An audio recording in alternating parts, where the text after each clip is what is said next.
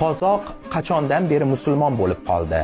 Yoxud yagona turk millatini qurishga uringan Mustafo Cho'qay hikoyasi.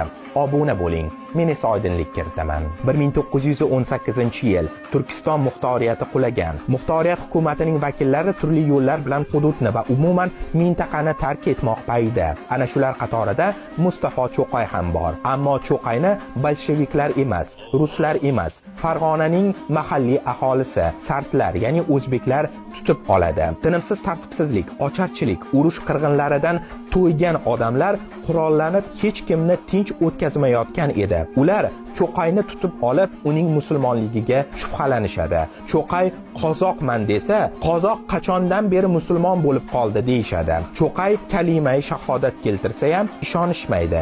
Shimini yechib, olatini sunnat qilinganligini tekshirishmoqchi bo'lishadi. Ammo shundan keyin uni qo'yib yormay, qishloqqa eltib osmoqchi bo'lishadi. Bir odamning yordami tufayli Cho'qay tasodifan qutulib qoladi.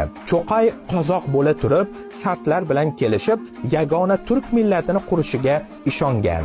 Ammo shu voqeadan so'ng baribir sartlar uni qabul qilmasligini tushungan. Shunga qaramay, Cho'qay chet elga ketgach, bu g'oyalariga baribir yana qaytadi va umrining oxirigacha harakatini susaytirmaydi. Көк аспан тар болмасын, жер аяқ астынан таймасын. От жол көрсетсін, күл үшіп кетпесін. Қолдағы күш тасып кетпесін, жүрек кем болмасын. Көргеніміз сын болсын, білгіміз түз болсын. Жау ниеті жасырын қалмасын, дос сөзі бұралмасын. Атаның ізі жоғалмасын, баланың Бұғын тұрған ертеңге тік тұрсын. Бұл от сондырылмесын, бұл ат ұмыт қимасын. Алаш бол!